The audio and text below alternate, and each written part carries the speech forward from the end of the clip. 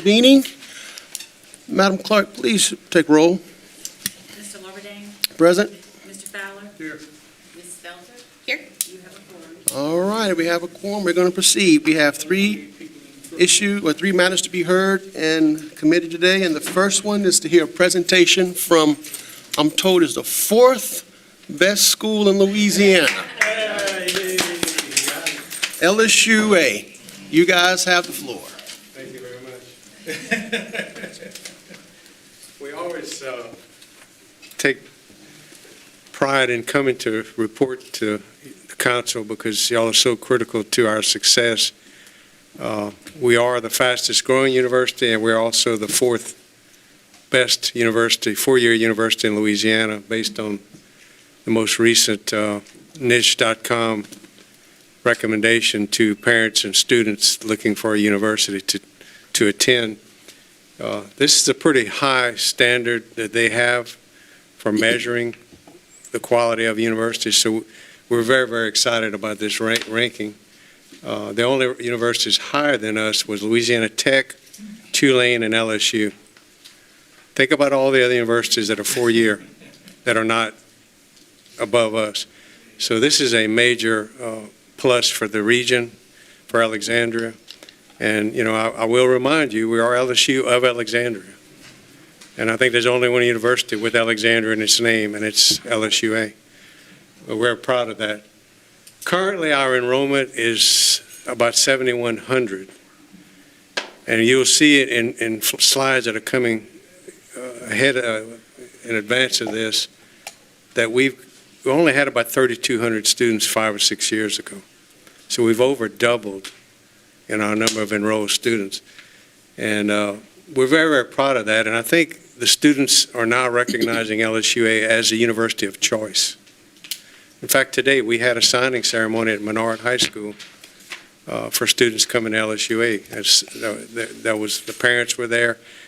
People are getting excited about being able to stay closer to home, not go to Texas, not go to Baton Rouge, and stay here in Alexandria and get a high quality, very marketable degree and get jobs here, raise their families here, and stay here. That's a critical goal for LSUA. Some of the metrics that I think you would be interested in seeing, 87% freshman retention rate. That is unprecedented to get our freshmen to stay here after that first year. It's an amazing statistic for us, and we're very proud of that. We have students from all 64 parishes, all 50 states, and we have quite a few students from international students from 25 different countries. Many of them are athletes, but there are quite a few that are not. They just come into LSUA because of the quality of the education. Our growth has been almost 10% on campus, and the online where people are still working and they can work from home, they can take courses from home or from their business.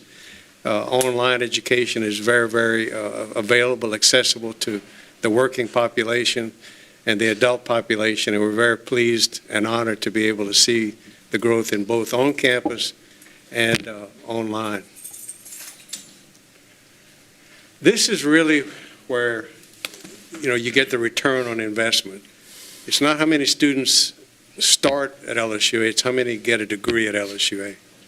And you can see through the progression of the last 5 years, our graduate numbers have over doubled, almost tripled since 2021, from 585 in that academic year to this current academic year for the spring and the fall. We will be at 1,300 that have graduated from LSUA. That's a tremendous amount of people entering the workforce with a college degree and getting a degree that's marketable and that they can stay in the region and get a job here. So record-breaking graduation. We build teams that win both in academics and also in athletics. And a thriving university that has a strong athletic program helps recruit students as well. Cashy Nat, many of y'all may know Cashy, he's kind of famous. He's All-American 2 years in a row. He was the National NAIA Player of the Year throughout the whole nation. And he just got recruited. They gave him 1 extra year of eligibility because of COVID. And he's going to Sam Houston to play for them. And that's a Division I school. And he's pretty excited. He's going to work on his master's degree. And our coach in basketball was also the regional Red River Athletic Conference Coach of the Year for the 2nd year in a row.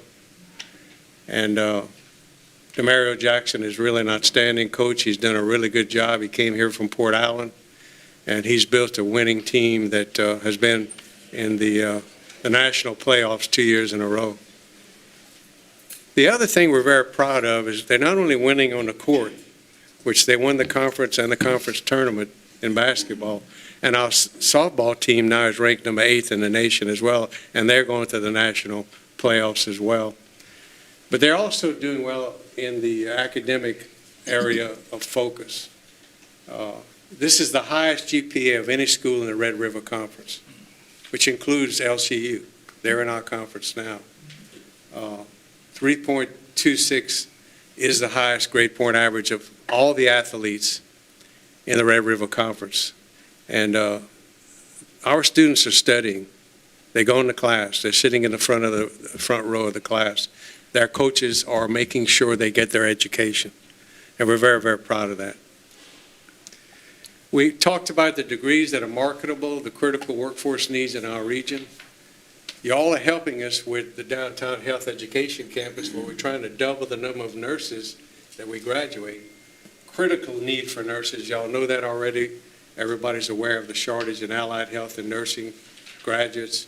Critical need for teachers. So we're really focusing on educating more teachers. We have a shortage of aviation pilots and professionals working in aviation. So we started from scratch an aviation program. Only 2 in the whole state, 1 at Louisiana Tech, 1 at LSUA. And we're flying out of EX. Our students fly. We have about 60 students that are currently in the professional pilot training program to get a bachelor's in aviation. I know y'all talk a lot about shortage of policemen, so we have a criminal justice program. We're trying to address that area for the need for criminal justice graduates.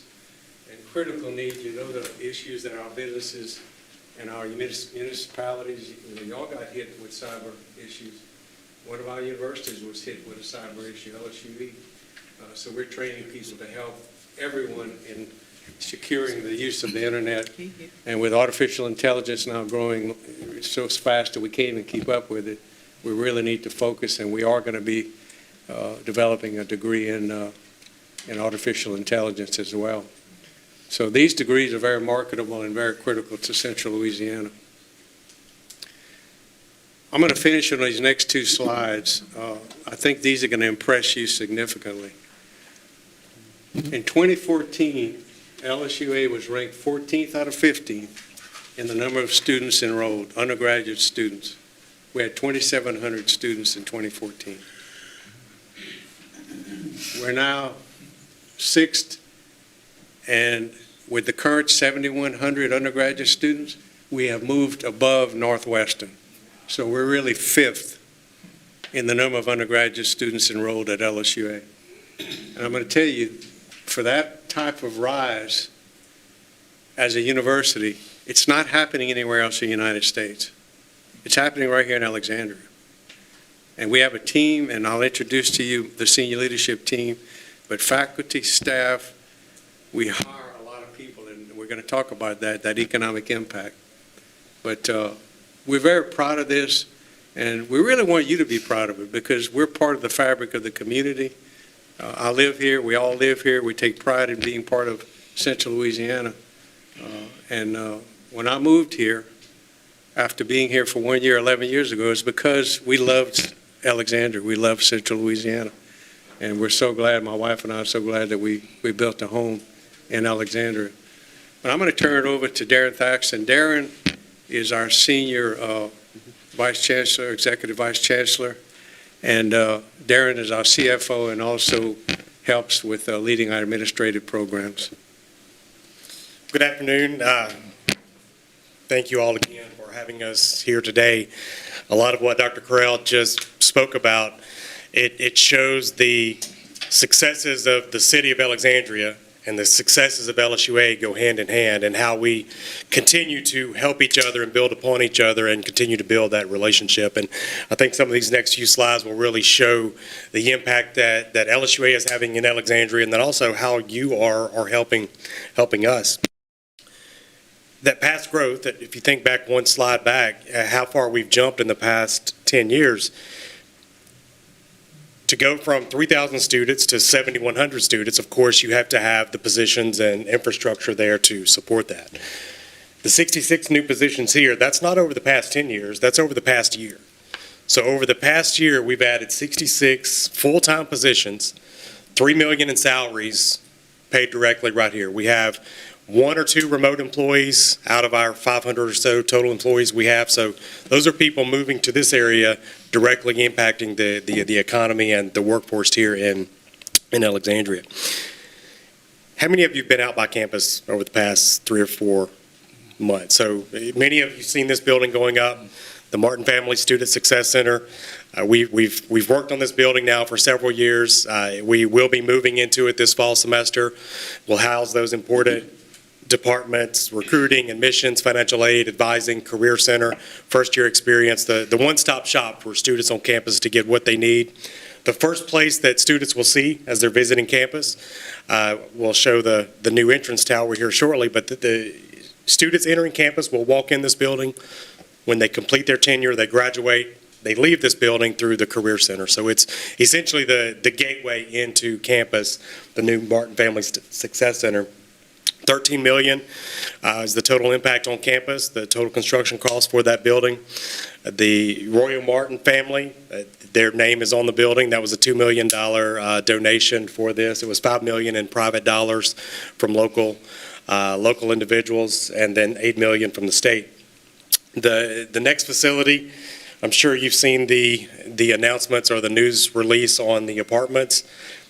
Of course, with that growth, we need more housing on campus. The past 3 years, on-campus housing has been at full occupancy. We've had wait lists up to 150. I think this year we'll probably be over that 200 range, and students on the wait list to live on campus. This is roughly a $30 million development on the current golf course. We do know that there are those that hate to see the golf course close. It's been a staple on campus for many years. However, it's underutilized, and the university has been taking or using student tuition and fees to subsidize the golf course, and we need that space for the continued growth of campus. So we're very excited about this project, as well as future development on this corner. Once this project kicks off, we are looking for additional restaurants and commercial and other items or other entities to come in and grow on this corner as well. This is the first domino in many that we hope to fall on that corner. Then right up the road, literally a few blocks up the road, the new Health Education Center campus. We currently operate out of the A.C. Buchanan building that's been there for many years, all of our allied health programs. With a shortage that we're all aware of, healthcare shortage in this region, nationwide, but in this region, a year and a half ago, we had a summit on campus of how do we address these needs. And one of the big initiatives that came out of that, long-term initiatives, is we need to have additional spaces, resources to grow our nursing and allied health population. We're out of space on campus. We need it in close proximity to both hospitals to bring more activity in downtown Alexandria. I know that's one thing that this group is certainly looking to do. $40 million building. We certainly appreciate the $3 million in committed dollars from the city of Alexandria. That goes a long way in securing these funds. North of I-10, it's very difficult to receive a 100% state-funded project. It is what it is. We know it. We try to work through that. We went to our legislative body and said, we've got $8 million of private dollars. We need you to put up the rest. And that's what allowed us to get this $40 million just up the street on Jackson Street. We're scheduled to go to bid this summer, go to construction this coming fall. So for a building of this size, of this importance, of this nature, to go from just a thought 18, 20 months ago to construction a few months from now is unheard of in Louisiana. And we've heard that from multiple entities, and the city of Alexandria has played a big part in making this happen. So we certainly appreciate that and are excited to see that project get kicked off. This goes back to a few slides before, the apartment complex. This was an artist rendering of the Edge project. That's where those apartments go, where we are looking to bring more activity into campus. If you've not been out to campus recently, we encourage you, I certainly encourage you to drive by often. It's changing daily in many cases. This next slide, the Circle Drive that you can see half here was constructed 18 months ago, 2 years ago during our drainage project. I know you all were tired of hearing about the fish swimming on sidewalks. I'm certainly glad that project was completed with the coming rain today and tomorrow. But this was a part of that, the circle entrance, the plaza in front of Abrams Hall, the administrative building. You can see the Martin Family Success Center going up as well. But the new tower, which will be, when you're driving onto campus, it will truly look like you're driving on a full 4-year university campus. It's part of the maturing process, the maturation process, the growing process that we've been going through over the past 10 years. And this is certainly a part of that, to have that icon when you drive on campus that you know immediately where you are and what this campus represents to the community. It does match the surrounding area, a very large LSUA sign. It's larger than I think we thought it was once you actually drive in, and you're certainly at LSUA. There's no denying where you are. The remainder of the structure will be glass, frosted glass with oak branches wrapped around it. Just a really nice feature to as you enter campus. We've got a quick video to show. It's not very long, 15 seconds, 30 seconds. It is, I think the volume is not loud, so before we turn it on, we'll ask you to. And these are made by our Stratcom department, led by Adam Lord right here, and his staff put this together a few months ago. Featuring our local students. I have a question for you. A life-changing, path-defining question for you. A question you need to hear. A question LSUA wants to help you answer.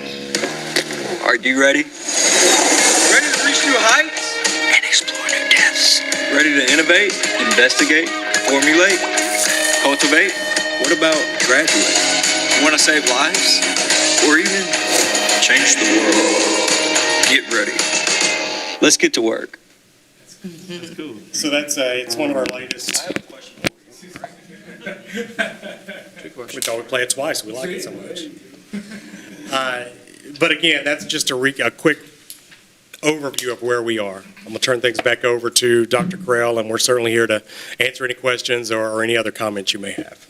The only other comments I wanted to make, I know time's critical, is we want to thank you and the mayor. I know Mayor Roy and the council have supported our downtown development. It's going to be crucial for the health education needs of the community. It's going to help probably a 15 parish area.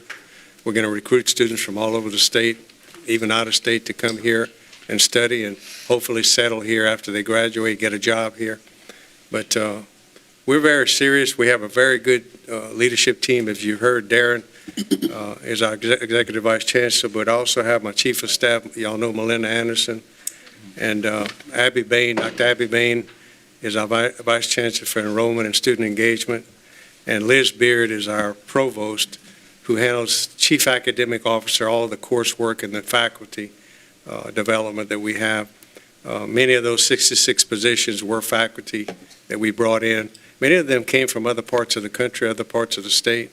And they buy homes and they settle here, and it's a big economic impact on our community here, and we're very proud of that. We're going to be doing an economic impact study to update, because the last one we did, the enrollment was about 3,000, and I think we'll have a much more high impact, the amount of annual investments that are made because of LSUA. But we really appreciate the opportunity to come and give you an update, and any questions, I'll be glad to or any of the people here today will be glad to answer. All right, all right. Dr. Corral, say that when I was in high school, it was when the thing kicked off. So it's an old school.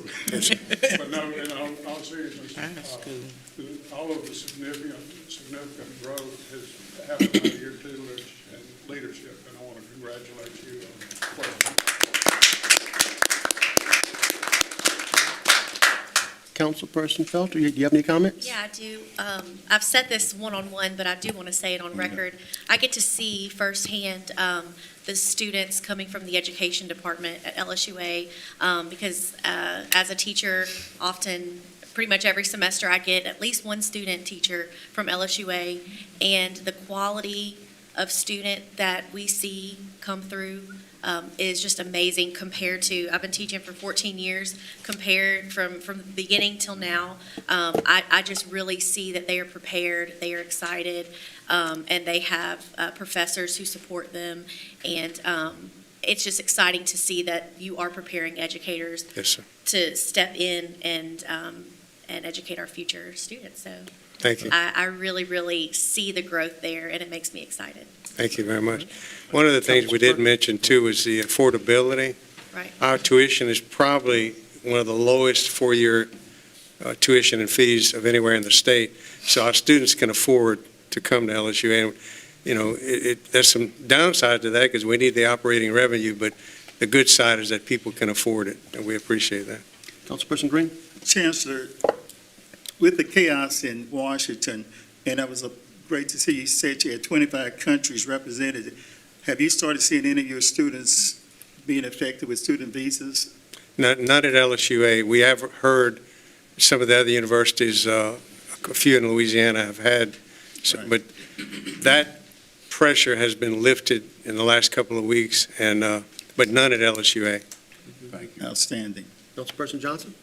Yes, thank you, Doctor. I just want to thank you for your being available all the time. You know, you and I talk all the Yeah. time, and it's so interesting about the history and how we became the generals and stuff like that. So Yeah. I'm going to encourage every council member to get on his calendar because there's a lot of interesting stuff, and he got a lot of knowledge that really, really blows your mind. Thank you. I will give y'all one quick update. I think going back to the generals and the military linkage to the university, General Landreneau, you know, we used to be our National Guard general, and he's helped us connect to the National Guard, and we're going to get an Army tank Yeah. on campus. And it could be delivered in the next few weeks, you know. But it'll be right in front of the fort where we play all the basketball games. So it'll be a really good depiction of our dedication to the military. And so be looking for that. We'll have a ribbon cutting, and we'd like y'all to come. We're giving tours of campus in the tanks. All right. I understand. All right, anything further? And thank y'all. My council? Council? Any further comments? All right, time is kind of short. Do you want to add anything, Madam I President? just want to thank you all. And what I like most about what you guys do, how you invite high school students into LSUA to tour the school, and that gives them insight of what they would see. And once they get there, they're very excited. So thank you guys for opening LSUA to the students here in Alexandria.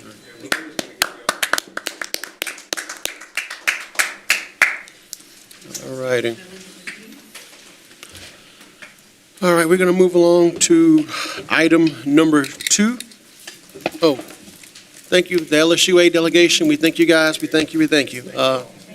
Item number 2, to hear from Gator on recent events.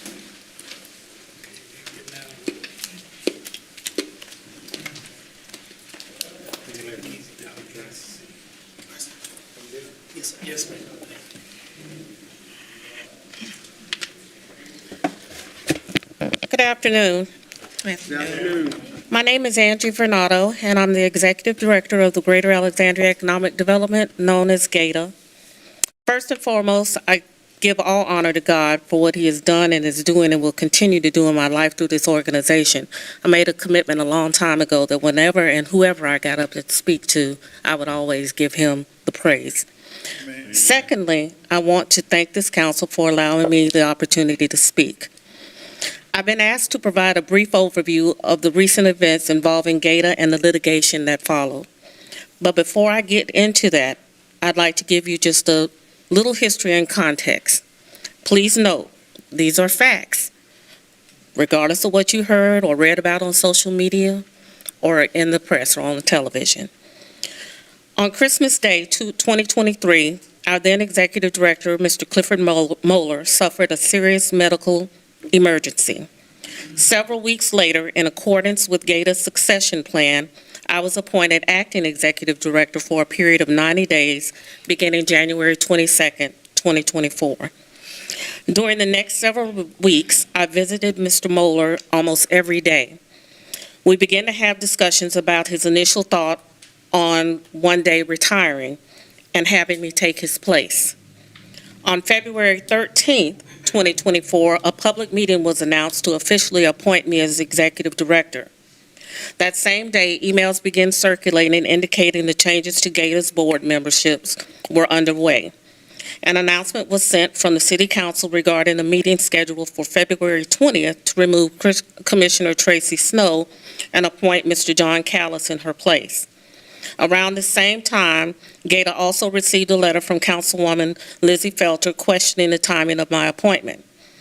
In response, Gator held a special meeting on February 14th, where the board voted unanimously to appoint me as Executive Director effective immediately. The vote was yes from Commissioner Snow, Lewis, Katz, Cheney, Patel, and Morgan. Commissioner Carroll was absent. On February 19th, Gator held another meeting, this time to approve my employment agreement and compensation package. That motion also passed with a majority of vote. The following day, the Alexandria City Council met and formally voted to remove Commissioner Snow and confirm Commissioner Callis to the board. A motion was made to remove Commissioner Cheney as well, but that effort failed at the time.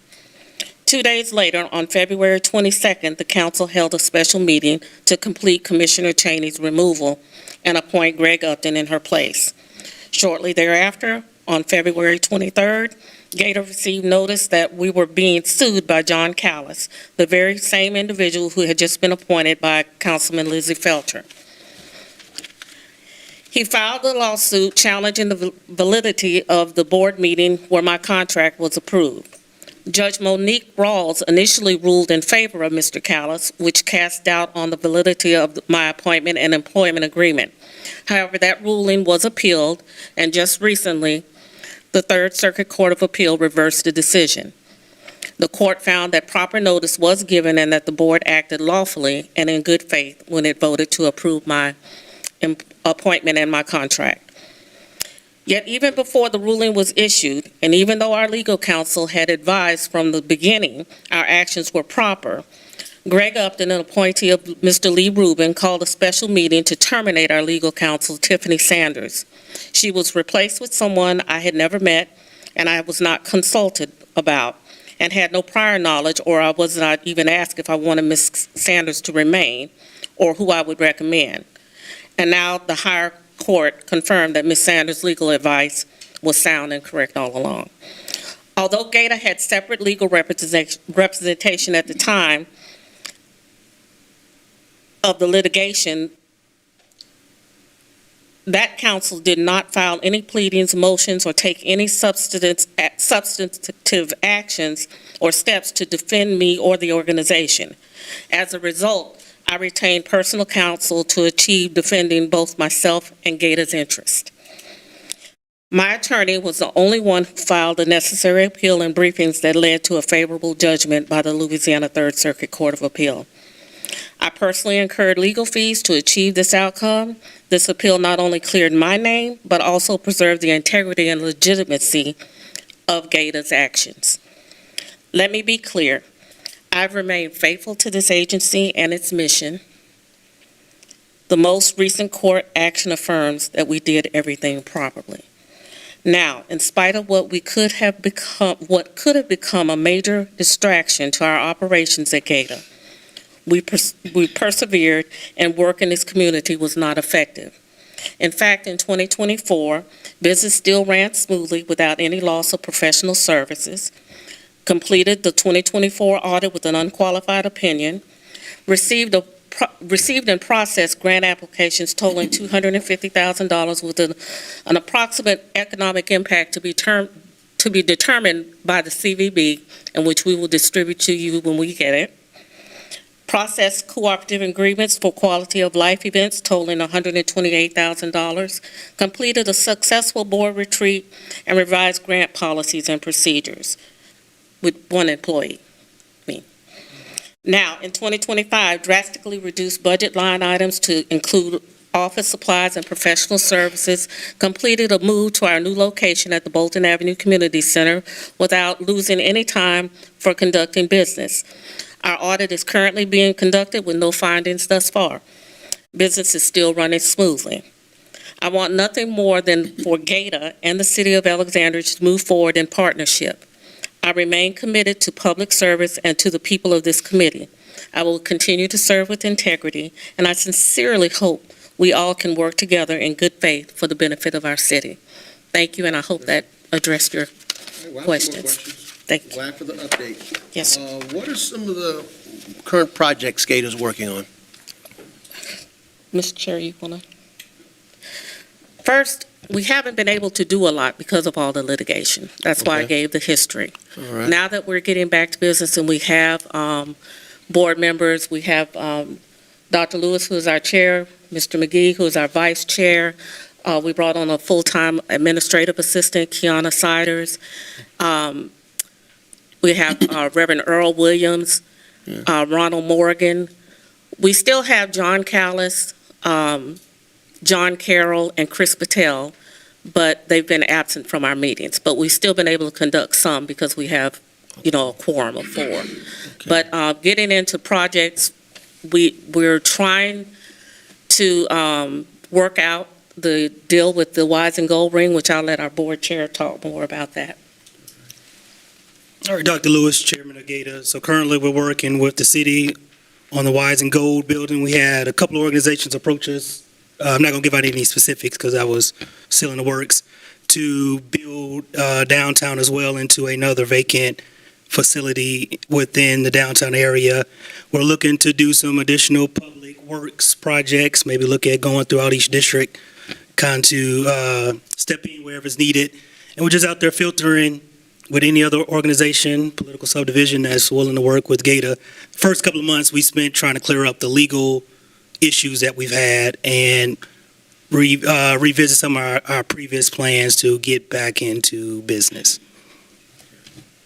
All right. I heard there's some talk about an agreement between the city where there's a loan of $1.2 million or something along those lines. Can anyone speak on that? I wouldn't call it, it's not a loan. Or just a It was giving a of money? partnership between GATA and the city of Alexandria to build the foundation out on the White building across the street, Okay. and to help get a developer or some individual in there to get it back operational. I know it's been sitting there for a while. I know that's been a priority to start building up downtown. So we're working out the details to make that and hopefully shop that around to get All right. individual organizations in there. And as far as, sure you can. Mr. Lovett, I think the document you're referencing is an intergovernmental agreement Yes. that this council sanctioned in December between the city and GATA. Okay. So There is was that, an addendum to, with the Wise and Gold Ring building, and also a second one for us to move into the Bolton Avenue Community Center. all right, so is that moving according to plan? Is it, Well, on April 17th, Mr. Richard Ranson, our economic development advisor, sent a letter to Dr. Lewis regarding reimbursement. I don't know where we are on that right now, Dr. It's on the May agenda. We had a few things that we need to go through and shore up some wording in the document, but it's on our May agenda. to For May start- 20th. yeah, May 20th, start working through that. Mr. Fowler, Ms. Felter, any comments? Mr. Green? Yes. Excuse me. Mr. Goins, when was this approved? In December? That was before I came on, because I don't recall. I believe so, yes, sir. Okay, so we still have, Ms. Bernardo, do you all still have no. do they still have a developer with this project, With the WISE project, Wise project? I'm not sure if we have a developer at this time, but we did some roof work on the building. Tom David and his company did the roof work, and the city, under the IGA that this council passed, and that the entire Gator Board passed. They were seeking reimbursement under that agreement. So that was the previous council that approved the work by Pan American, you're saying, correct? I don't understand your question, sir. You said this council, but that was before I came on. I said the previous council agreed with this, correct? Passed intergovernmental agreement. Okay, and so you're saying that they still owe the money to Pan American for the roof work? No, the work has been paid for. We're just seeking reimbursement under the intergovernmental agreement from Gator. Well, Gator agreed to take on some of the foundational work that's required for the building. That's what he's speaking of. So I believe the roof, some of the gutting and the foundation for the building to get it back operational, that's what we agreed to, and he's speaking of reimbursing for that half. So the reimbursements were sent to us, I believe, in March, that were paid by the city in February, mid-February. And Mr. Ranson sent invoices for them to go on the agenda. But we have a new board also. So a lot of them were not present when that agreement was unanimously approved. So we have to have conversations with our new board to figure out how we navigate through this. Also, go ahead. I understand and appreciate you going back with your new board, because I'm having a problem, and I've had a problem ever since we accepted that Wise and Gold Ring building, and I call it a cash cow, that we're spending citizens' money that need not be spent there. My opinion of 7. So I'm looking forward to seeing what this intergovernmental agreement looks like that was passed in December 25, and further investigate what needs to be done with that building. Thank you, Ms. Bernardo, for your answer. Yes, sir. Thank you, Councilman Goins, for your answer. All right. Ms. Bernardo, has your council given you an update on this matter? Not quite. We haven't had an opportunity to meet as a group. Okay. I've heard individual comments, which I won't say what that is until they go on public record. But there are some reservations about it, but I just don't know where it's going to go right now. All right. We'll know more May 20th, I believe it's on the, May 20th. At y'all's it's next on the meeting? agenda. Yes, All sir. right, all right. I guess at the appropriate time, you let us know. Yes, sir. All right, all right. All right. Any additional comment from my colleagues? Any comments from the gallery? Thank you, sir. All right, thank you very much. All righty. Okay, we'll move to item number 3, to hear from the administration on Louisiana House Bills 249, 247, 47, and 33 of the 2025 session, and to hear from the administration on Louisiana Senate Bill 51 of the 2025 session. So, all right. Now, one of the reasons why I'm the one who put this matter in committee, because there's several bills that are currently in Baton Rouge. If you don't know, the legislature is currently in session, and they're making laws and changing laws and doing some things. And there's several bills that affect Alexandria that are in the works. And I think it was appropriate for us to discuss these bills. Everybody have a copy? Mm-hmm. You know, that we discuss these bills before we, so that, you know, people know what's going on. I think transparency is very important. People need to know what is going on in Baton Rouge, and this body is charged with making law, and I think a lot of my colleagues need to know what's going on. I don't know if they do, and the purpose of this meeting was to not only educate my colleagues, but also educate the people to know what's going on. So let's begin with, let's see.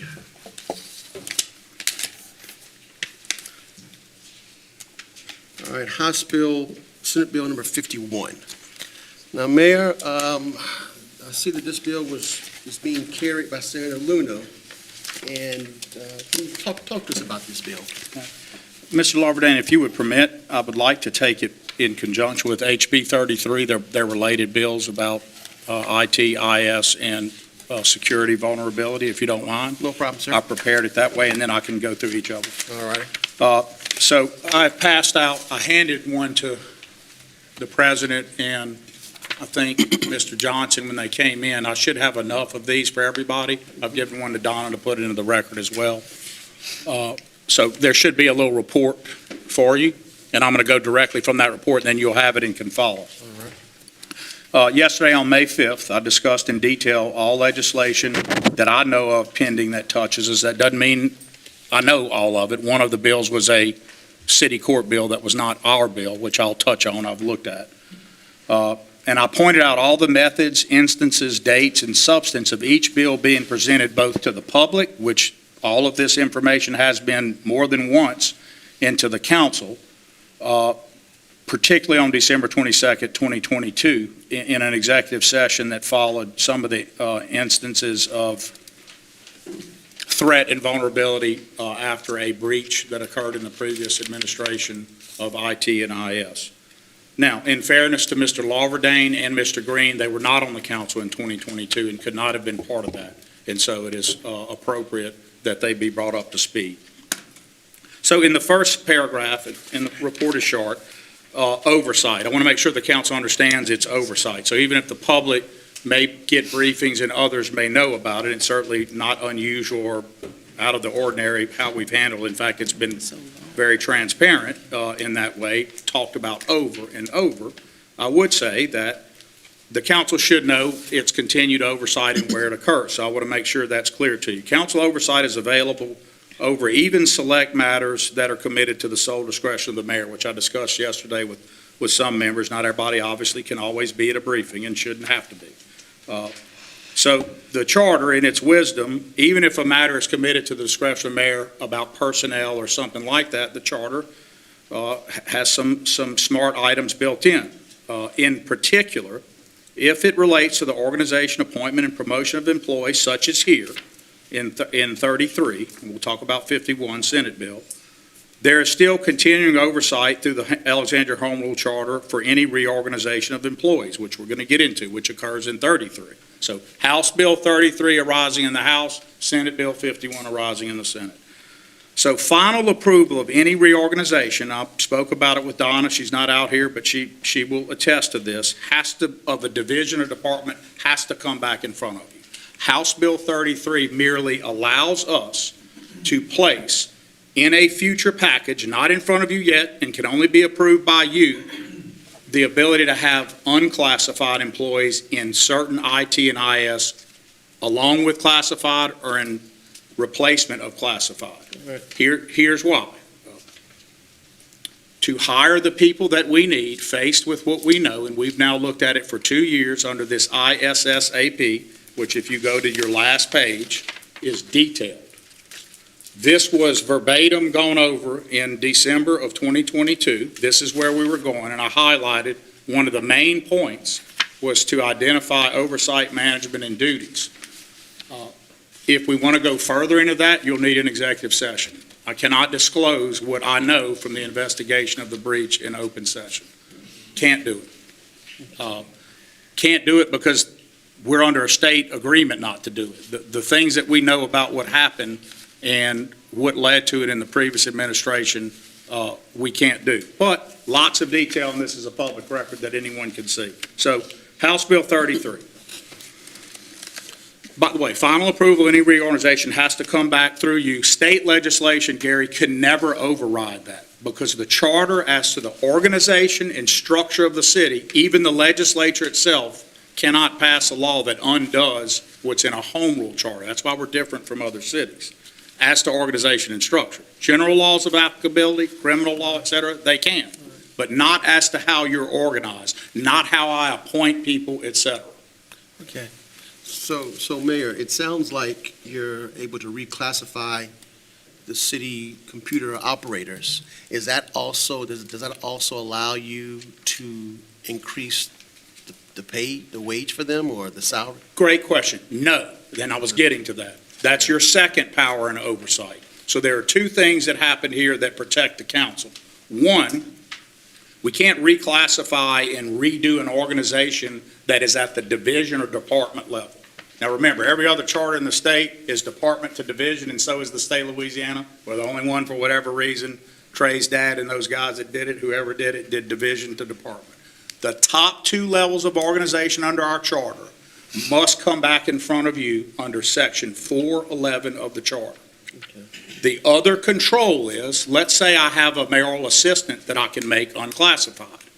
If it's going to be in a new structure, as here, it can't be done if it's not already budgeted for a position, and these wouldn't be. So that is a budgetary control. We can't just create a position that hasn't been budgeted for in your budget. This only allows, Mr. Lawverdane, the legislature to give us the option when we present a package to include unclassified personnel, which everyone in the country is having to consider. I cannot, in the classified service, I'm a civil service proponent, I know it's at, the governor and others are maybe trying to push getting rid of it in a lot of areas. I believe it's necessary. I don't believe in a spoil system.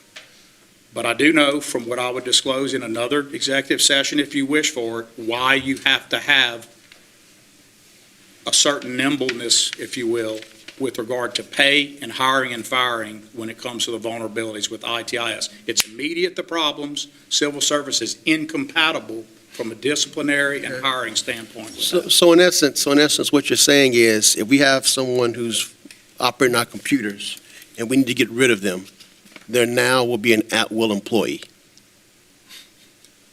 I'm saying that this will give us the option to include that in a reorganization that we look at together. To make them at will. That cannot occur simply by this legislation passing the legislature. But is that where you're heading with this, though, to make them at will? I'm heading to an area where I would present to you at least two, if not three models for us to consider. And Okay. you were not on that executive session, but without going into the substance of what occurred, we discussed the need for unclassified personnel. So if you will, it can fool people because they think classified means security. It's the opposite. Classified means you're in the civil service. Unclassified is you're at not. will. Yeah. Boy, I don't want to, if I could give one example that would really be strong, but you absolutely have to have the ability to stop and separate from employment and access to the systems immediately. I get that. I get that. And that is increasing. And I would say even today, if you're watching national news, you're going to see a huge set of problems that can occur from airport shutdowns to whatever. So we have two issues with security vulnerability. System intrusion, getting into our systems, and physical intrusion, shooting a water tower with a rifle. Happens. All right. All of those things. So this is about system intrusion, not physical, although it can touch on that, and that's where Senate Yeah. Bill 51 and others will Now, come in. and I have a question about this House Bill 33. Yes, sir. Why wasn't a resolution requested from this body prior to this session? So I understood that would be a question. So when things are about the employees and my appointment and promotion, I don't have to have a resolution, but I did fully explain everything in it in an executive session. So the point of a resolution is to say, this is the policy of the council. The charter reserves all employee issues like that solely to the mayor. In fact, the council is prohibited by the charter from even dealing with the organization and structure of employees and appointments. But That's executive. We get that. that's executive. I get it. But just to bear with it, you would need a resolution, because to pass this only allows the possibility and potentiality. You get better than a resolution. You get an ordinance through a reorganization when it comes back that I don't do anything until that occurs. So you have the ultimate authority when it comes down the road. This is allowing us to put another set of crayons, if you will, that are not in the box in our, well, let me use it different. We're allowing more arrows, different types in our quiver to fight against ITIS intrusion. All right, all right. Any questions from Mr. Green? Mayor, I watched that presentation. Representative Joseph Stanza of Kenner, Louisiana, asked you if you had a resolution present. Yes. You said, no, but my council, we're on one accord. That was your council of 22. You pre-filed this February of 25. You had your meeting presented on April 29, 2025, and your mayor's briefing was May 5th, yesterday. Why didn't you confront the new council prior to doing what you did, sir? Okay, so I know there's a little politics in this, and let me just make sure. This is the second time tonight I heard you from the back say a new council. So that has no meaning. Each time a council changes, if legislation comes in front of it, a new council will vote on it. The continuity of government is past council decisions are presumed to be law until they're challenged and knocked out. Otherwise, we would have to ask each new group if all the things passed before are still valid and good. Let me be clear. There are 2 new members. I have thought about it because I thought this was coming up when I saw it on the agenda, and I know Malcolm well. We've been colleagues a while. I'll accept that I could have gone to the 2 of you and will. I did not think about it here because it was so clear to us when we left that meeting upstairs. I can't say the comments that were there, but I said, I don't want to keep y'all going, but I said them yesterday. There were comments about even starting a committee with Gary heading it up because of his background, where you had a committee of 1 that could interface and liaise between it so he could embed with us and know what's happening. There was even a joke made upstairs that I would have to build a skiff for you guys, a confidential room to put it in. So that's how, we were joking about that, but that's how much we went into it. So, Mr. Green, in direct answer to your question, the council was of one accord. A resolution wasn't needed, and I absolutely represented to the representative when asked directly, no, I do not have a resolution. We had talked and answered, but we are on one page about this. This is the most serious thing we faced day 1, and we were on one page. Okay. And it sounds like in the explanation yesterday and today, we're still on one page. This has to happen. Well, If the complaint is not coming to you and Malcolm when 2 new members came on, chalk that up to me, but that's just a matter of didn't think I needed to come back and explain again. But in looking back, I can, should, will, would. well, I'm not trying to. And I apologize to you if you took it as you were cut out of that decision making. I'm not trying to usurp your authority. Certainly, I didn't capitulate to you that I was on board with that, as you just stated. Yes, sir. Mr. Larvadan. So, as you said, things that have been passed in the items, ordinances, resolutions passed in the past have to come back before. And I can assure you, some are coming back before this council soon. No, I was saying they don't have to come back unless you bring it back. Oh, they're coming. So that's all I want to know. Yes, sir. Because I watched the presentation and I heard what you told that representative, and I was saying, who did he talk to? So now you're saying December 22. Thank you for that. Yes. Hey, Mr. Johnson. And in detail, all of this was gone over. I wrote this myself, this scope for the ISSAP the summer before I ran. And it's detailed, and it's provided to all of you, and that we talked about this in the meeting, and it includes exactly the whole 33 bill plan. Mr. Johnson. This is my only pushback with this. Okay, similar to what Mr. Green is saying. 2022, 2.5 years ago, I know that the meeting we held, it was a detailed meeting. Then here it is 2025, and we didn't have, I think we should have had some kind of refresher, if you will. That way we won't be caught, watching on TV or watching on the internet. That's my only thing, because I remember the meeting, and the meeting was in detail, and some stuff about the skiff, because I think we do need a skiff, because a lot of stuff is classified, which is my background. So my only pushback is, I'm looking and I'm getting like, oh, what's going on here? I see on the internet. That's my only pushback. But I understand where you're going with it, because that's 2.5 years in my mind. I did want to make sure y'all understand the bill, and I want the public to know. All right, hold on, Mr. Johnson. Hold on, Mayor. The bill is one sentence. All right. Yes. Hold up, Mayor. Councilperson Yeah, Felter? I hear what you're saying about a refresher, and we can always communicate more. That's Yes. definitely not an argument for me. At every year, since we've been on the council and budget, we've also mentioned these things as well as we're looking at staff and positions. So I did want to, I had thought about that since yesterday's briefing, that was another time that we had discussions on this. Not specifically, hey, we're going to put this bill at this time, Yes. but just the topic of it. So in multiple briefings I've gone over it, and at budget time, all it does is add to the definition of exempt employees, employees who provide city computer operations, a term in the charter. This is what the charter says about the whole of IT. I want y'all to know. Well, The entire IT is this sentence, computer operations. But Mayor, I don't want to speak out of turn. I don't think anyone here objects to what has been proposed and what's moving forward. The issue is just being informed about it. I just think it's lack of communication. That's it. That's the whole thing.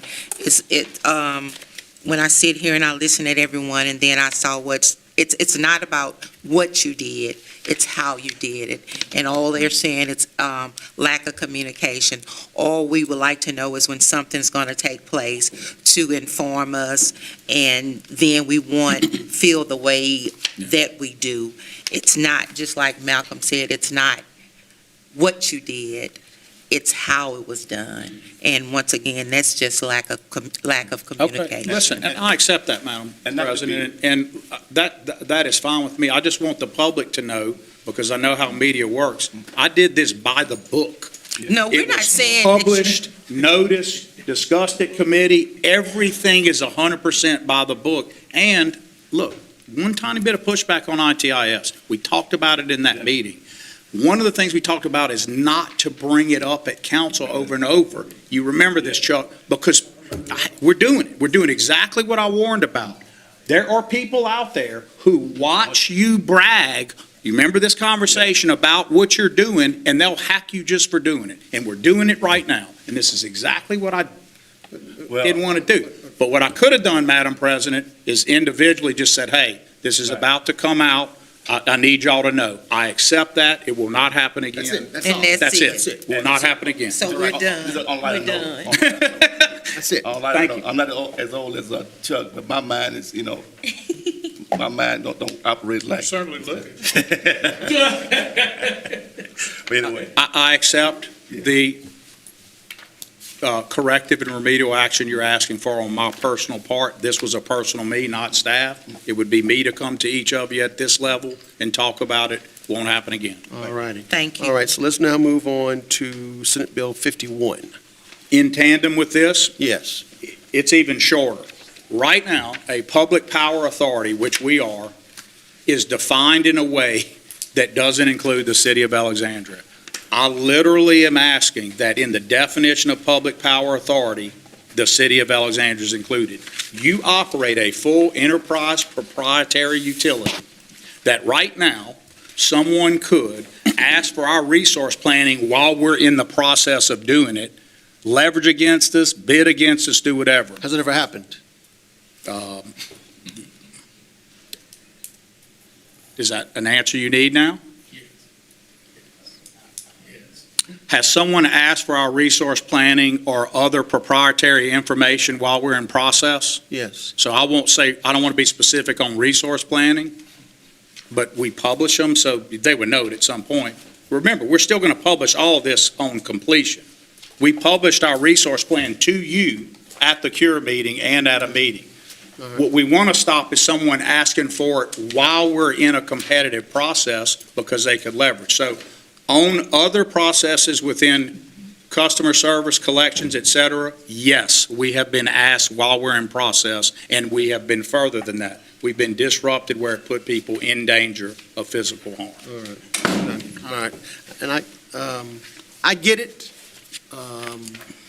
Won't change the public record and won't change it. Everyone can still ask for everything in it, just not while an investigation is occurring or while we're having to go do, you can't get it during the time of it. Can we change the wording? Can we just add a word to what you're What? proposing? What word? Well, it says here on line 15, the end, or a utility division or department organized as enterprise property fund for the City of Alexandria? Could we add or utility division or utility department organized as an enterprise property fund for the City of Alexandria? Why would you want to do that? Just to make sure that. You're trying to get more coverage to us. Yes. Oh, I'm sorry, sir. Just to I will make sure. talk to you afterward, and we'll get an amendment. All right, and I guess with this, I get it, it's necessary, but again, the rub is, we didn't know this is coming down, and that's, We did not make a single change to the public and open meetings, public records law. All we did was add us to the definition. We actually publish all, like Lafayette, we will publish all of these things, just not if they're in process. It gives the protection during it. I'll get with you afterward in any legislation And here- amendment we can get done immediately. so, that's just a concern that I Okay. had, just No seeing problem. stuff and not knowing what's going on. But any, Councilperson Felter, you have any comments? No. Councilperson, Fowler, okay. Colleagues, do you guys have any comments? No. All right, any comments from the audience? Yes, sir. I'd like, go ahead, man. Go ahead. You can get it over with. All right, Now- I'd like to make a comment. okay, now, Mr. Coleman? Mr. Cornelius Mr. Lawson White Jr. Now, I Excuse me. I'm sorry, I misspoke, thank you. Yes, Now, how long do we, because we're pushed for time. Okay, make this quick, sir. Make it Yes, quick. sir. Make it real quick. And sorry for the confusing your name, I'm doing Oh, no, three things that's at all once. right.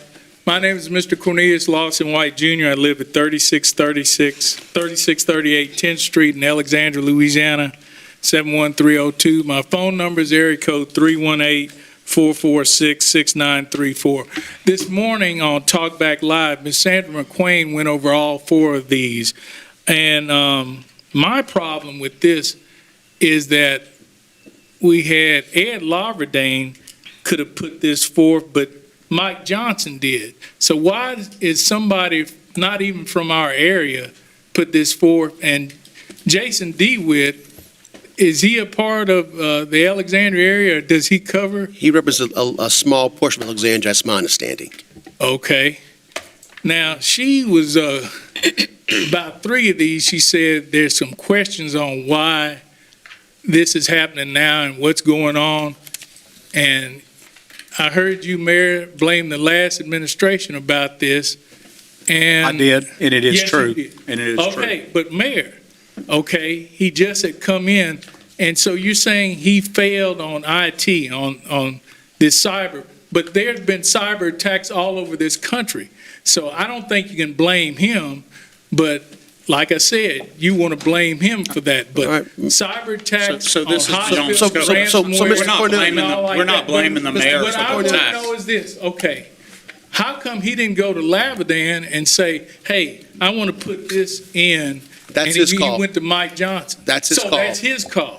Well, But it here's seems the like deal. y'all are out of the loop because, We like were. I said, y'all didn't know anything about this, and then all of a sudden it sprung on us, and we're the citizens of the town. Yeah. And that's what's got people upset. Nobody's upset, not one. Yes, they are. Listen, I know. Hold on, you hold don't on, want ladies and somebody gentlemen, upset. I have unpacked this in public meetings over and over. You What I- take no questions, Hold- Mayor. Okay. I took All right, all questions right. yesterday. I have public comment on my meetings. I'm not going to debate Mr. You White. take Mr. no Cornelius, I'm not gonna- okay, Mr. You Cornelius. promised to be on That's 9:70 a.m. to Time's take up, Mr. questions. Cornelius. You still don't Time's take up, Mr. questions. Cornelius. All right. Okay, now, so y'all are all right This with is them using inappropriate. other Okay. legislative? 100%. I'm just asking. Mr. Cornelius, can you please wrap it up, sir? Yes, that's what I'm asking. Are y'all all right with other legislators like Mike Johnson, who is not in our area, bringing up bills for Alexandria? Well, we'll talk about that, Mr. Cornelius. We will talk about that, okay? Okay. All right, Has thank the- you, sir. He's saying the public understands each one of these bills, correct?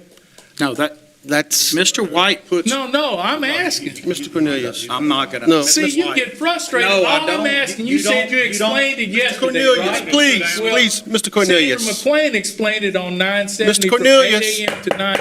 All All I'm right. asking, does he say he explained? All right. We have to move on, Mr. Cornelius. So we Move can't on. get the bills explained? We're doing that now. Okay, We still have some more to do. okay. We haven't finished yet. So will this interfere with civil service? That's what I want to ask. Will the IT people have civil service protection? No, they will not.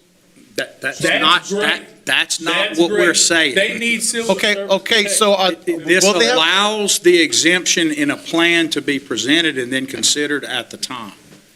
so that's a It doesn't- possibility. It's a possibility. It's a That's possibility. just what I said earlier. Okay, Still have to come before council. all Still right, has to come in front of the council. all right. Thank you, So Mr. say Cornelius. yes or no? I- Are you It gonna hasn't vote? been decided yet, Mr. Cornelius. That hadn't been All right. decided. So- Okay. Now, who's next, man? Who's next? We're finished here. No, she's next. Jesus, Well, we want to answer man. questions. You understand? All right. Hey, Ms. Bell. Hey, Ms. Barrett. My name is Linda Bell. I live in District 2. And I want to thank Mr. Green for asking the question that I was going to ask. You guys talk about transparency, and the public should know, not everything, but we should know what's going on. I heard the mayor just say a few minutes ago about the breach, that he cannot talk on it. I remember asking him when I came to my first mayor briefing, and we went upstairs, and he couldn't tell me anything. But still, the people should know if the ransom was paid, because it's their money if it was. So transparency is the key. You guys talk about transparency, but I see no transparency, period. I watched a little of the briefing yesterday. The mayor talked about media coverage and the two ladies that got on KLB talking about their utilities. My question is, if we have a question about our utilities, we should be able to ask questions about them. We're paying them. So if I have a question about my utility bill, I expect somebody in the utility office to answer my question, point blank, period. It shouldn't be any, We're in agreement on that, ma'am. We're in Yeah, we agreement. agree. okay, that's good. That's, all right. like I said, transparency. Also, my last point I'm gonna make, that you guys as a council, me personally, should think, I think that everybody, whatever is going on, y'all need to be in the loop about it. Building a skiff, even though it was a joke, information still leaks out. And I'm gonna leave you with this. Proverbs 15:9. The eyes of the Lord are watching everywhere, All right. keeping watch on the wicked and the good. Amen. All right. Amen. Just a point of clarification. At no time yesterday was the focus about the utility issues. I was actually trying to say that earlier. This doesn't change the law that all utility accounts are public record. I've been the one, it's interesting, pushing to maybe reconsider that because it is embarrassing to people. All I did was point out that what are we supposed to do if people do go on and tell you things or the news that aren't true? You're kind of in a catch-22. That was my only point. We had an hour-and-a-half long briefing that was about a whole bunch more things than I that. understand. All So right. we're on the same, we absolutely think that the utility office needs to answer people. All right. Now, let's move on to House Bill 47. 47 is relative to the police department. This bill simply takes what present law says is only seniority to promote and moves it to merit-based promotions where things other than seniority come into play. So it takes out seniority. It doesn't take it out. It makes it a factor. Right now, it's a sole criterion is how long you're in the job. The military, all of the other divisions in the city, no one else has that. And what it does is it says that the only promotion that occurs is through your time in the class. Now, I don't say 100%, it is the sole criterion because in theory, if you better apply appointments through it, in other words, someone were having discipline and all that and you have a committee and don't promote them, you can, but it's a very weak version in our system. All right. So what you're saying is that you have 5 qualified applicants. and let's say applicant 1 has the most seniority, but you like applicant 4, you can take 4 over 1. So Is when that you what you're saying? No, not that simple at all. Okay. We spent time with our officers on the process, and many of my leadership that I won't name, but certainly one of them's in the room that I trust to think through this. They have concerns. Their fear, Mr. Lawverdane, would be any return to a spoil system. So even if they, and I'm not saying they are, but even if the majority were over the hump of, well, we trust the chief and the mayor right now, and we're working with them on this bill, their fear is always what happens next, and that's verbatim the discussion we've Is the had. union in favor of this bill? The union has not, I don't know, done an official position. They have taken an official position. I'm assuming it's against the bill. What our answer to that would be is, of course, that would be the answer, but when I had a bunch of folks that we went and sat in front of that night and took our own vote, that was not the case. And I understand the union will be against the bill, and I would say it's not up to the union. It's up to any set of leaders who would. That's the executive. That's your. Well, but not only, so in fairness, I have to work with the union on that. They have to feel good about it. It keeps morale up. Their opinion is essential to us moving forward. Doesn't this affect morale? So, it's complicated. So I could tell you let's take rank out. Let's take the chief and let's go 2 ranks down. If I get 10 of those guys and we go to dinner, every one of them to a person will say they're for this because they see the opportunity to move up against people who are there just marking time. But the worry of how a spoil system could be introduced on them overpowers any of the logic of seeing the value of this. Yeah. Now, listen, this one isn't 100% in my province, I would tell y'all. Doesn't take a resolution from you. In fact, it's civil service law and only the administration. But it is something I would talk to you individually or in open session about over and over. And I have. I've over and over said when the officers will be standing there and say, they're not for this one, they're not going to ever vote as a union to be for it. But Baton Rouge has it. Unions, I've talked to union guys elsewhere. No one's gone back on it that has it. Their unions are actually happy with it. You're giving an opportunity for people who want to move. I would ask you, in fairness, tell me in the private or public sector anywhere where you can go up simply by time in and nothing else. And the answer is nowhere. And it's a terrible idea.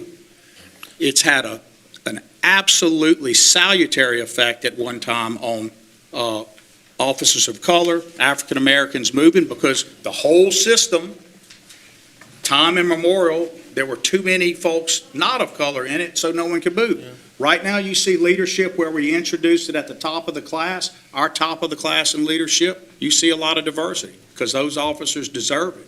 And their fellow officers know they do. This is an opportunity to move us forward.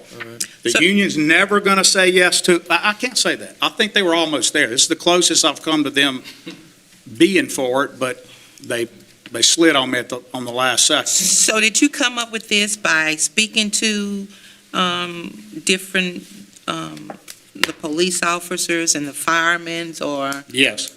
Okay. So more than that, Madam President.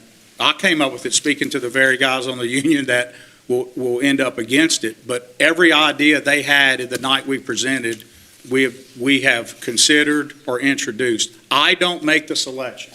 So it goes in front of, it will go in front of a group. How many is it now, Chad? 5 or 3? It would be. Come on up and take it. This is important. By the way, just while he comes up, we privately polled it.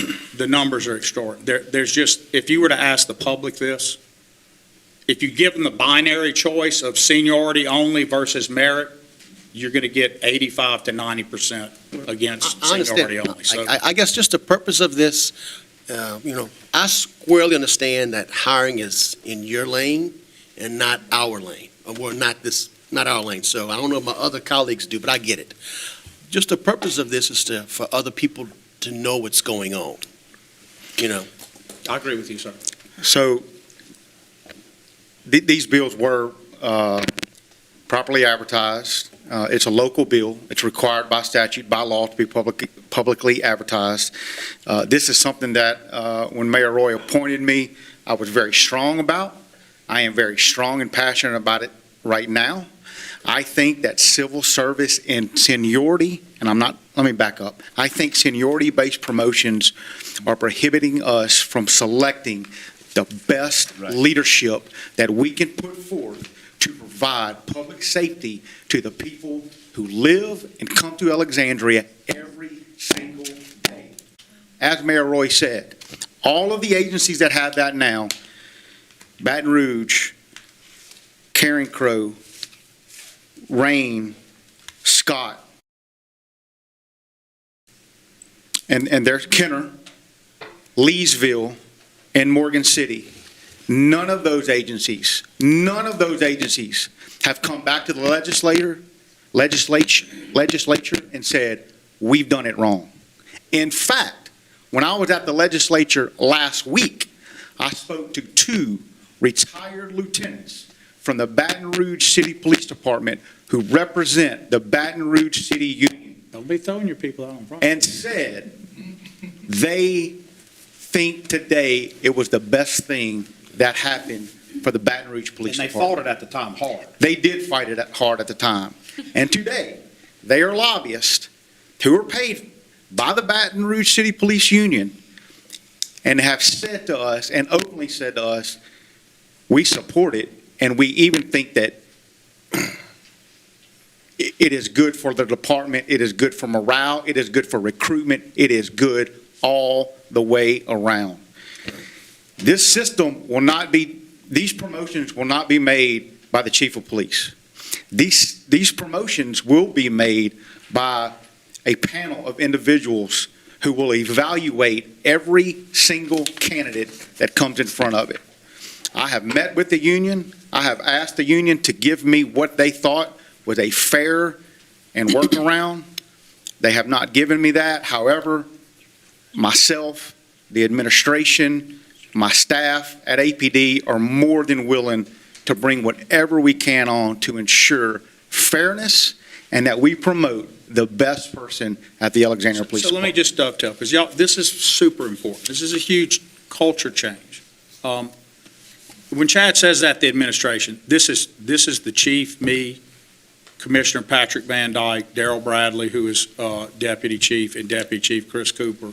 This is we mean we will literally sit down in a room of 100 people and take any questions asked for. I got out a whiteboard, went there with the department, didn't make it union or not, it didn't matter. We came in, we worked through it. Malcolm, some of the smart things we're doing is we're working on a policy to make it where if an officer came to me and made a complaint that the process they thought picked someone's favorite instead of the senior, I have the right to declare that investigation worthy, and it goes straight to their civil service board to look at. So there's a safety valve for me. If anyone makes an allegation that that's the mayor's choice or something else, we have 2 safety valves built in. No one thought of that one. We did. We also have it where down the lane, if you can't get a selection out of that, or if the person doesn't make it through their probationary period, we look again at seniority. We don't want seniority out. Obviously, time in the job's critical. If you were able to last, you didn't get, that matters. It's just the sole criterion right now. That's not right. We want seniority to matter, but I'm going to tell you, if you ask the public, they don't even rate it in the top 3. It would be last. It would matter, but it would be last. All right, Mayor. Seniority gets you to the list. You have to have seniority To get on the you on the list. All right. Go ahead. I didn't want to. No. Councilman Felder, Mr. Fowler, you guys have any comments? No, I think it's a good idea. Yeah, I think it's important to have protection in place, because you don't want it to go to a spoiled system. You know, one thing that was an easy thing to say, like Mr. Larvadain, when you said, oh, there's 4 people and then you like this one. Well, it's not because you like this person. I mean, there's a whole process of evaluating. They can internally appeal an officer I trust is sitting right there, smart guy. If he smells a rotten egg, he can immediately initiate a process that gets it reviewed. And there's a standard we're writing a review. I think I'm going to make it less than arbitrary and capricious, Malcolm, to give them an even better shot at overturning any spoil system review. This is a super thoughtful way to bring our culture shift without a shock. I do have a question. Yeah. Okay, so the fear is always, after this administration or after this chief is gone, how difficult is it to get away from the plan that you're going to put forth? So they're smart, that's their big thing. So at first I said, all right, I'm going to write it in the rules of civil service. The cops are a little more paranoid than that. They said, well, who appoints to that? How can we do it? So here's what our commitment is. We think the bill will pass. We don't know that. We think the bill would pass. I gave them my word that within 30 days, I would sit down with them in the city, and we think we might ought to make statute of some of these ideas that we're doing it different. And we think it'll be a model thing to immediately have a year to figure that out, and I'm going to put that in writing with them that, so the next session, those good ideas where we're doing it different and not making the culture shock and creating these safety valves would be statutory. And then no one has to ever worry about it again. And we might create model legislation along the way. We think we will. Comment? Yes. I'm surprised that this hasn't been the norm, because in my 43 years of working, you're always going to have seniority. You got to put that in the equation. But if you're just sitting back to get promoted, and this, in your cases, police officers, is clearly getting a better evaluation, who do you want to be particular? I mean, so this is, I'm surprised it hadn't been, so. Good. Mr. Green, Mr. Green, you have a comment? Yes, sir. I've spoke with the Fraternal Order of Police who's blatantly against this. To me, seniority plays an important role in any promotion. And as they're telling me and saying, this is putting politics in place. My opinion, me talking to folks away from Alexandria. And I'm just concerned with that, Mayor. Civil service, I know the fire departments and the police works on a different animal than the regular civil service. But even talking to citizens that I go to church with, that work for the city of Alexandria, are getting ready to start doing a mass exodus away from the city working the next couple of months. And we're training people that are leaving. And because they say that's not right, my opinion, and I just wanted to interject that we need to look at that. Now, you said that They say union is what's not right, against Mr. Green. this bill for one thing, and other things that we're doing with civil service. So that's strange, because the city civil service for all the other employees is already pure merit. It has none of these extra safety valve protections. So that makes no sense at all, because they already can be appointed just by me. All right. Mr. Green, I might add, And also, the Fraternal Order of Police is barred by our charter from talking to you, so I'm going to want to know how that occurred. Get what? You're not supposed to be negotiating with I worked union for the people. Fraternal Order of Police for 10 years. Okay. Well, that doesn't mean that you can I can negotiate. speak to whoever I speak with. the I fraternal, worked for the Fraternal Order of Police for 10 years, so I have past friends in the Fraternal Order of Police. So in that capacity, that's what I'm saying I did. Okay. So I am not divulging anybody's name to Not anyone asking for at this time. if I might add, the Fraternal Order of Police has not expressed any position to me on that bill. And I might add also, the last three bills that, in last session, this exact bill, this bill was mirrored after Kenner, the Kenner Police Department. We changed two things, the word Kenner to Alexandria, and the word 3 to the word 5. The same exact bill came out of committee, the House, the Senate committee, and the Senate floor, unanimous. And no one opposed that, no order or union opposed those bills, all three of those bills last session. And that was my point, is that one person who says I'm a member of a union talking to Mr. Green is different from Now, a but Mayor, official Mayor, position of a union. My whole point for this exercise is this discussion that we're having. Has this type of discussion ever occurred prior to this legislation being put forth?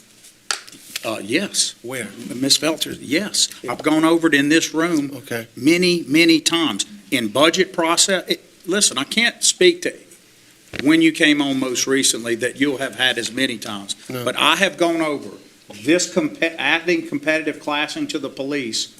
Not only in this room, I see heads nodding that they remember it, they're not even members of the council, so many times. Uh-huh. And if you look at my 100-day plan, you will see I ran on this. Cool. That I was going to get them to, I was going to get them there.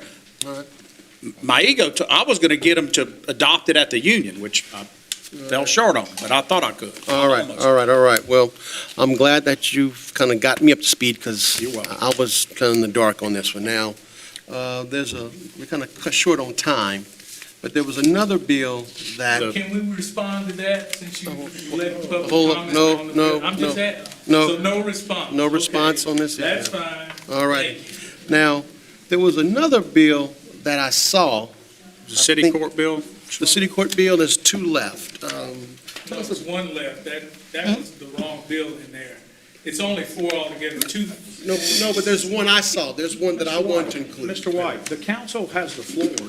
Don't interrupt the I'm council. not trying to interrupt the mayor, but it was only four bills. One of these, 247, is not with Alexandria. It's- I know it's not. He knows it's not. I know it's not.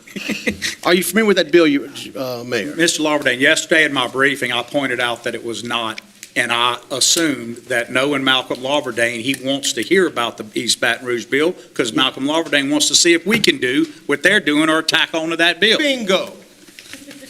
Let's talk about that bill. Yes, sir. So I did study it, and I asked Melinda, in my own thing, Jesus. I spoke with her about it. She said that she was reviewing some things for you. Okay, so I made the assumption that's what you were up to on that, which I thought was smart and right. I read the bill. Melinda Grimion at Planning is comparing this bill to our current state, and we are creating to bring to you, and I think there's a fact sheet coming down, Kay? There's a fact sheet on the agenda. There's an introduction today, right, for us to create an ALJ staff. All right, so before you go any further, ahead. let's kind of preface what we're talking about here. I'm and sorry. kind of get people up to speed. Mr. Lawberdane took note that House Bill 247, authored by Chenevert, authorizes East Baton Rouge Parish and the city of Baton Rouge to expropriate blighted property by declaration of taking or a quick take process. One of the challenges we have is doing it quickly enough. So what we're looking at is this Baton Rouge bill, the chief sort of touched on notice on local bills. So everybody has to remember, this is a fiscal session. And in a fiscal session, I'm familiar with it. only bills that have to do with raising money, generating revenue, and appropriating occur, except, because the legislature, they each get 5 local bills that they can do. So local bills have to be specially advertised and all that, which we were pointing out all our bills were. You get 5 local bills on subjects you want, and everything else has to relate to the 2 big things. Obviously, one of the bills was this. So the first thing I would say, Mr. Lawberdane, is if we decide we want to tack on it, I don't know if we can, because I don't know the local rule, if we're not meeting our own local advertising, but I'm going to check into it. Well, I mean, but I guess It doesn't hurt to be included. that's a, And item 7 tonight on your introduction is our own version, not this one, okay. of creating an ALJ staff of administrative law judges, so local lawyers would be able to apply, get hired to do that, and make hearings separately for us. And we think We have too much blight. We just we have, got too much. We think Much that's going to like that. move it fast. So we can't talk about that tonight, thank you, obviously, because it's only on introduction. But you have to have, okay, thank you, Daniel. You have to have an ALJ before you can do the EBR process. So we're introducing our first piece now. All right. Thank you, apologize. so in essence, it appears that type of legislation would help us to move the blighted properties quicker. Yes. Right. I think everyone in here is in favor of that. Yes. So in the spirit of this, what we're doing now, would you like me to talk to all of the delegation, Ed, everybody about, Yes. I don't know if we can tack on it, but would you like me to try? please do so. And I guess. I think you just add I would like for the public to also know what we're trying to do here. So for the public, again, this is House Bill 247. Anyone in the public can just go online and click on the bills, and you'll get the whole thing. It'll show you present law and proposed law. And what the council is telling me to do is see if we can add to the definition of East Baton Rouge and City of Baton Rouge to Alexandria, Louisiana. Yes, yes. I will check on that. So now we're down to one bill. All right, let's talk briefly about the last one, sir. All right, the last one is House Bill 47. I'm sorry, 249, and that is the bill is by Judge Starling in the court. I gave it to you in the report, which I didn't follow my report, but you all have it, but it's a pretty easy explanation. It was advanced by the city court to comply with the fair trial adjunct to the due process clause of the 14th Amendment. There's at least two cases by the Fifth Circuit. I'm going by memory, so I'm going to maybe get this wrong. Cain versus something, C-A-I-N, is one case, and that's one of them. And the other one is also in that name was the Orleans magistrate judge. And what those two cases by the U.S. Fifth Circuit said is simple. Use of criminal fines, monetary penalties, and funds derived solely from criminal cases to fund court operations either has been overtly or quite suggestively declared unconstitutional. So what they're saying is, it's never going to be a fair trial due process in a criminal case if a judge, magistrate, or anybody has an incentive, a motivation to find more, to get more to run it. And so what Judge Starling did, which I think is correct, is a few years ago, he asked us to switch where the city now accepts as its part of the shared money from the court, all the criminal, and he only runs his court on the civil filings. And when we accepted it, the criminal was more, and he takes the civil. And so we did that 2 years ago, Mr. Lawverdane. It was to sunset while we studied it, and this bill by Jason DeWitt, whom he went to, that's not us, takes away the sunset and makes this permanent law. The second thing it does is, and I know less about this part, Ms. McGills may be able to explain it better, is roughly within his authority on using his civil money, he's asking to be able to pay his people, make his decisions using only that, and it has no fiscal note to us. In other words, the city we don't have to contribute more to make that happen. It's giving him increased authority, is that right, to make those decisions. That's my understanding of the bill. And their retirement.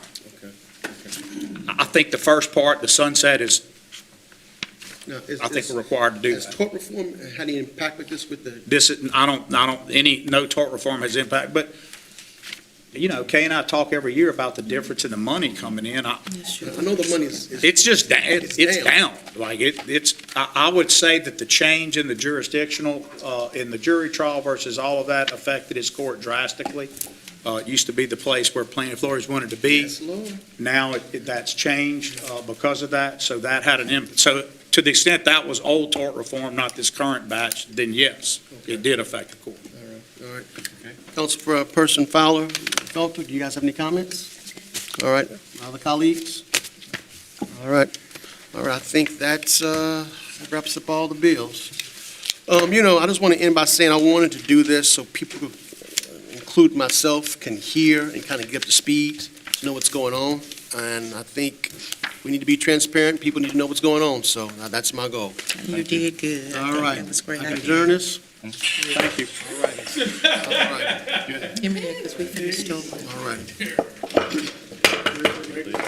Thank you, members. Alexandria City Council meeting Tuesday, May 6th. Call to order. Alexandria City Council meetings and council committee meetings are broadcasted live, may be viewed live by the public on Optum Cable Channel 4, or rebroadcasted may be viewed on Optum Cable Channel 4 in the City of Alexandria, Louisiana website. The invocation will be done by Councilman Green, and the Pledge of Allegiance by Councilman Johnson.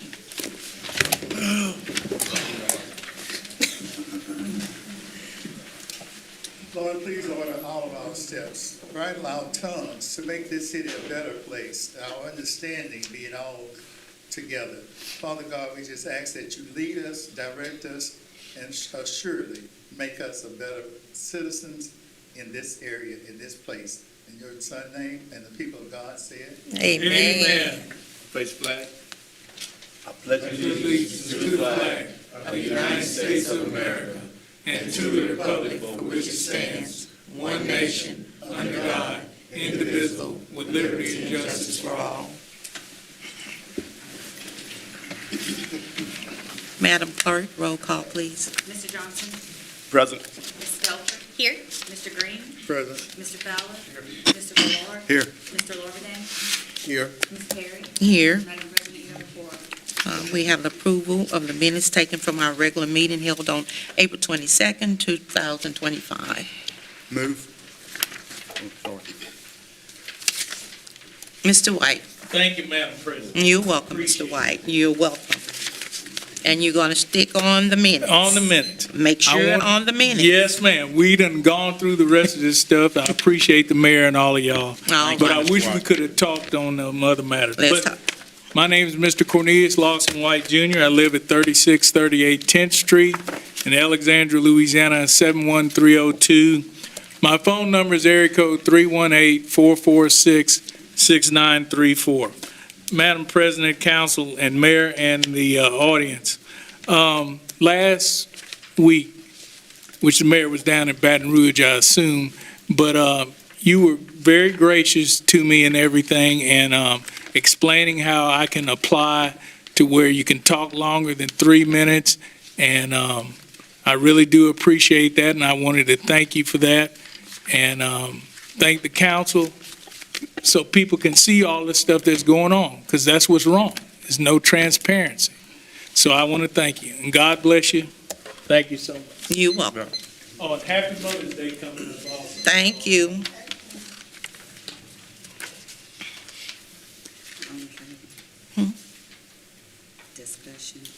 Discussion? Motion carried. Yes, we got a second. Second. Okay. Consent calendar. Number one, introduction, but Do we vote? she just, you said, she said all. All in favor? All in favor? Aye. Let's go. We didn't vote. I got a grandbaby, got a birthday today. That's understandable. It's getting late. Consent calendar, number one, introduction of an ordinance authorizing the mayor to accept the low bid submitted for gas meters and Itron ERCs. Number two, introduction of an ordinance authorizing the mayor to accept the low bid submitted for herbicides.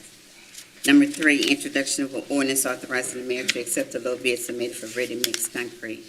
Number five, introduction of an ordinance authorizing the mayor to accept the low bid submitted for operating supplies for the electric distribution.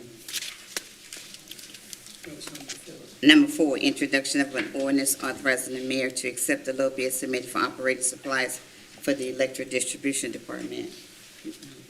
Number five, introduction of an ordinance authorizing the mayor to accept the low bid submitted for janitorial chemicals.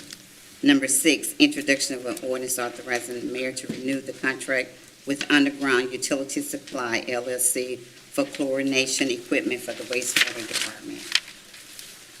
Number seven, introduction of an ordinance to establish a hearing bureau and administrative procedure to adjudicate code violation related to blighting and abandoned property, public health, housing, fire prevention, and the environment and other matters with respect thereto.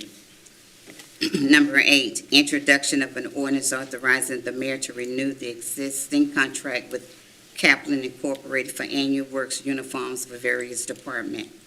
Number nine, introduction of an ordinance to adopt and levy millage rates for the city of Alexandria for 2025. Motion, please. Move. Second. Second. Motion by Councilman Fowler, second by Councilman Johnson. Any items to committee? Yes, 7 to legal. Legal.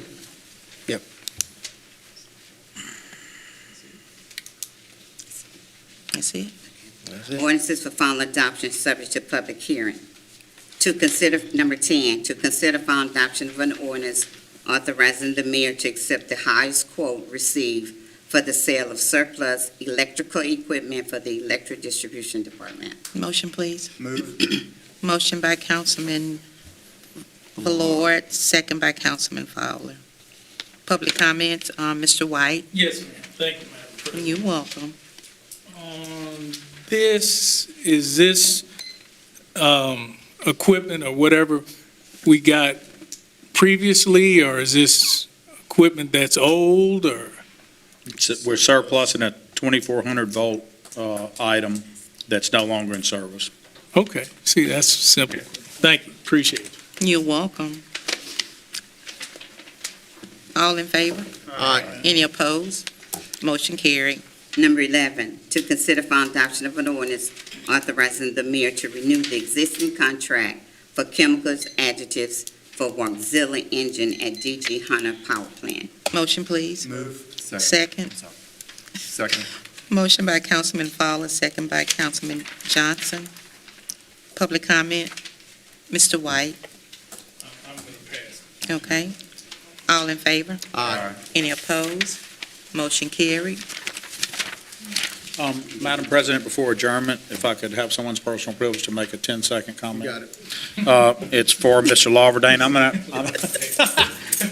gonna ask Daniel that you or whomever you deem more appropriate, I think it's gonna be you or Gay or Kay, whoever it needs to be, to get with Malcolm before the next meeting on item 7 and get him fully up to speed, because he'll be an aid in presentation to his other members, and I know he cares about it. And I would like to give a big shout out to Tanya and Angie, all the departments of the city of Alexandria that worked the River Fest. I want to tell them thank you for a great job. We did have a wonderful time standing out in the rain, listening at function. Saturday, Thursday, Friday, and Saturday was great. And I want to say I saw the city come together, and no matter what anyone said, we had a great time. And I want to thank all the city employees, because I did saw just how hard they worked. So great job to everyone, and thank everyone for that. Thank you.